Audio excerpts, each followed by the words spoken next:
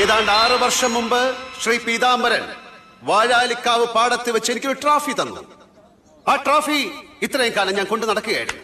ഊണിലും ഉറക്കത്തിലും പീതാംബരനും ആ ട്രോഫി.